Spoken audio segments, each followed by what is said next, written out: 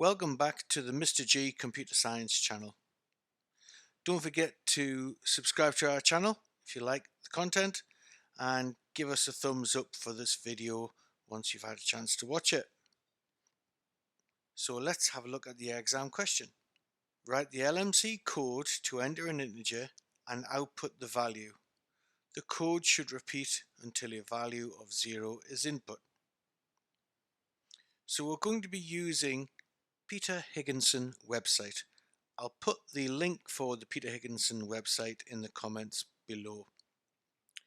So what I've done is I've typed in my source code in LMC commands in the left hand column, and we choose the submit button, and then you can see that there's some slight modifications have been performed on the code. Let's just focus on what this code does on the left hand side first. We'll come back to these labels later on. So we've got an input command which reads from the keyboard, and this is where the user would input their number here. We've then got an output command. We would then see an output in this output stack here. We've then got our first conditional branch statement. In this case, this is branch of 0. So if the contents of the accumulator store 0, in other words, this would evaluate to true, we're going to jump to a label called end. So this is a little kind of identifier, end, and you can see end is repeated here. So the program will jump from here to here where it says end, and then it will come across this command HLT for halt, which will stop the program running. If the contents of the accumulator are not 0, in other words a positive or a negative number, then this expression will be false. The branch of 0 will be false, and it will be forced to perform the branch always command. Now the branch always command is an unconditional branch. That means it has to perform this operation. So in this case, when you come across a branch always command, it's got this label for the address of the line where it's going to jump.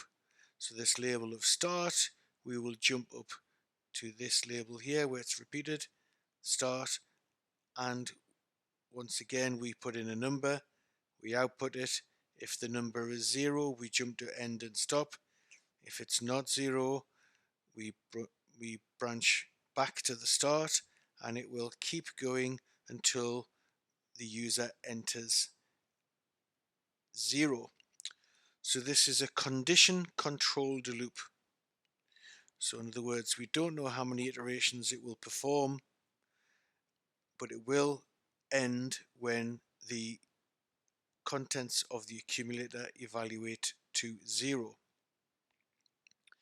Now looking at the modifications to the code that's happened in this column here, we can see we have the insertion of line numbers and the substitution of labels for addresses to jump to with line numbers of code. So let's now run the program. So we click on run, and we can vary the speed. So I'm just going to make this run a little bit faster. It's now asking me for an input. So let's say I put the number 3 in, press enter.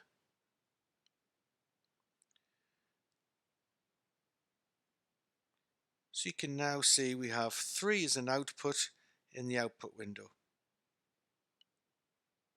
It's now asking me to put another number in. Let's say I put 2 in. And again, you can speed this program up or slow it down if you want to see exactly what's happening with the internal registers and the accumulator. Again, it's asking me for an input. Let's say I put a negative number in this time, -1. Again, it's asking me for an input required. If I then put the terminating condition of 0 in and press enter, we can see that the program has stopped and our outputs are as expected.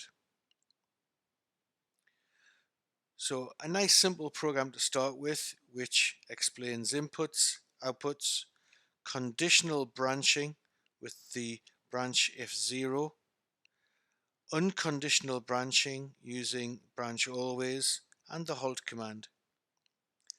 Hope you liked the video. Don't forget to give us a thumbs up and please subscribe to the channel.